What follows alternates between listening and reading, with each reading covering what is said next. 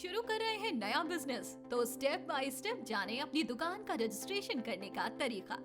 जाने अपने बिजनेस का रजिस्ट्रेशन कैसे करें। जब से कोरोना काल में लॉकडाउन लगाया गया है, पूरा देश अपने घरों में कैद हो गया था। लोगों की नौकरियां छूट गई थी। अप्रवासी श्रमिकों के देश भर से पलायन की स्थिति को देखते हुए सभी के समक्ष रोजी रोटी का संकट उत्पन्न हो गया था।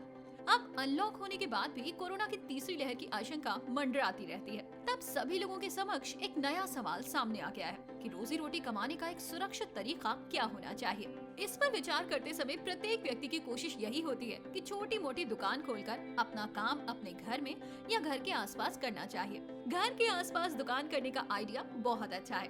How to register your business, licence कैसे बनाया जा सकता है। केंद्र सरकार के सूक्ष्म, लघु और मध्यम उद्यम मंत्रालय के तहत एमएसएमई विभाग में दुकान का लाइसेंस कराया जाता है। दुकान का लाइसेंस बनवाने के लिए एमएसएमई रजिस्ट्रेशन एक्ट 2006 के तहत दुकान का रजिस्ट्रेशन कराना होता है। ये रजिस्ट्रेशन ऑनलाइन भी होता है।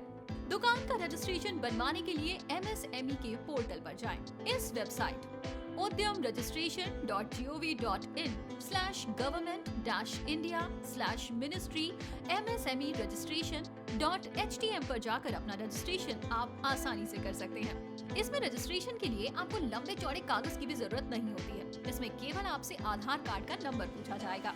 आधार कार्ड के आधार पर आपकी दुकान का रजिस्ट्रेशन हो जाएगा। रजिस्ट्रेशन पूर्ण होने के बाद सरकार की ओर से आपको एक ऑनलाइन प्रमाण पत्र भी दिया जाएगा। इसके बाद आपके आय, व्यय और टैक्स भुगतान आदि की जानकारी सरकार आपके आधार कार्ड के बेस पर स्वयं कर देगी। इससे आपको सरकार से मिलने वाले अनेक फायदे हासिल हो सकते हैं। ऑनलाइन लाइसेंस स्वयं कैसे बनाएं? सबसे पहले आप एमएसएमई पोर्टल को अपने मोबाइल पर खोलें। वहां आपको न्यू एंटरप्राइजेस का बटन दिखाई देगा, जिसे आपको क्लिक करना होगा। इसके बाद आधार नंबर मांगा जाएगा और उसके वेरिफिकेशन के लिए आपके द्वारा दिए गए फोन नंबर पर एक ओटीपी आएगा। इस पेज पर आपको 2 बॉक्स दिखाई देंगे। इनमें से पहले बॉक्स में आपसे आधार संख्या मांगी जाएगी।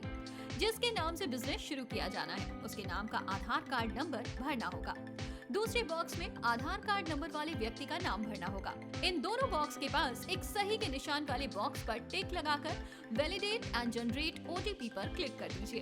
इसके बाद आपके सामने एक नया पेज खुलकर आएगा, जहां आपसे ओटीपी के बारे में पूछा जाएगा। इस आधार के साथ जो मोबाइल फोन नंबर ऐड है, उस पर ओटीपी आएगा। उस ओटीपी नंबर को डालकर आपको अगले स्टेप में जाना होगा। आपको इस पेज में बिजनेस से संबंधित मांगी गई जानकारी भरनी होगी। सोशल कैटेगरी, जैसे आप किस जाति वर्ग से हैं, कहीं आप आरक्षित श्रेणी से तो नहीं आते। यदि आते हैं तो उस पेज में दिए गए general, SC, ST, OBC options में से आप जिस वर्ग में आते हैं उसके सामने क्लिक कर दीजिए। जेंडर, आप महिला या पुरुष हैं तो मेल फीमेल देखकर अपने जेंडर वाले बॉक्स पर क्लिक करें। फिजिकली हैंडीकैप्ड, आप अगर दिव्यांग हैं यानी विकलांग हैं तो क्लिक करें, अन्यथा उसे यूं ही छोड़ दें। एंटरप्राइज का नाम, अपनी दुकान का नाम डालिए। ऑर्गेनाइजेशन की श्रेणी, आप किस तरह की फर्म बनाकर बिजनेस चला रहे हैं उसको भर दीजिए, जैसे sole proprietor, one man company, partnership, LLP, cooperative, public limited, private limited आदि। पैन कार्ड, दुकान के मालिक के पैन कार्ड नंबर की जानकारी दीजिए। लोकेशन, आपको दुकान का पता डालना है। ईमेल आईडी, दुकान के मालिक की ईमेल आईडी डालें, इसी पर आपका प्रमाण पत्र आएगा। मोबाइल नंबर, अपना वैध मोबाइल नंबर डालें। बैंक डिटेल, आपको अपने बैंक की सारी डिटेल भरनी होगी, जैसे आईएफएससी कोड, अकाउंट नंबर, अपना नाम, खाते की श्रेणी आदि। इसके बाद जैसे ही आप सबमिट बटन पर क्लिक करके एप्लीकेशन पूरा करेंगे, उसके कुछ समय बाद आपकी ईमेल आईडी पर लाइसेंस आ जाएगा। आप अपनी ईमेल खोलकर प्रमाण पत्र देख सकते हैं और उसको प्रिंट भी कर सकते हैं। दुकान का लाइसेंस बनवाने के कौन-कौन से फायदे हैं? यदि आप एमएसएमई अधिनियम के तहत अपनी दुकान का रजिस्ट्रेशन ऑनलाइन कराते हैं तो आपको सरकार की ओर से जारी होने वाली एमएसएमई से संबंधित योजनाओं का लाभ मिल सकता है। इससे मिलने वाले अन्य सभी लाभ इस प्रकार हैं। आपको सबसे पहला लाभ ये होगा कि रजिस्ट्रेशन कराने से पहले आपके पास अपने बिजनेस, दुकान या फिर संस्थान के मालिकाना हक का सरकारी प्रमाण पत्र मिल जाएगा। व्यापार में लेन देन के लिए जब आप बैंक में करंट अकाउंट खोलते हैं तो आपके इस रजिस्ट्रेशन से खाता जल्दी खुल जाता है और उसके लिए भले ही अन्य दस्तावेज भी देने होते हैं, लेकिन बिना लाइसेंस वाले व्यापारी और आम आदमी की अपेक्षा आपका खाता जल्दी खुल जाता है। सरकार द्वारा छोटे व्यापारियों को बढ़ावा देने के लिए अनेक योजनाएं चलाई जाती हैं। इन योजनाओं का सबसे पहले लाभ उन दुकानदारों को मिलता है जिन्होंने अपना रजिस्ट्रेशन कराकर प्रमाण पत्र लिया होता है। एमएसएमई में रजिस्ट्रेशन एक बार ही करवाना होता है। ये रजिस्ट्रेशन लाइफ टाइम होता है, यानी आजीवन होता है। आपको दोबारा ना तो इसका रिन्यूअल कराना होता है और ना ही इसके लिए किसी और तरह की प्रक्रिया को पूरा करना होता है।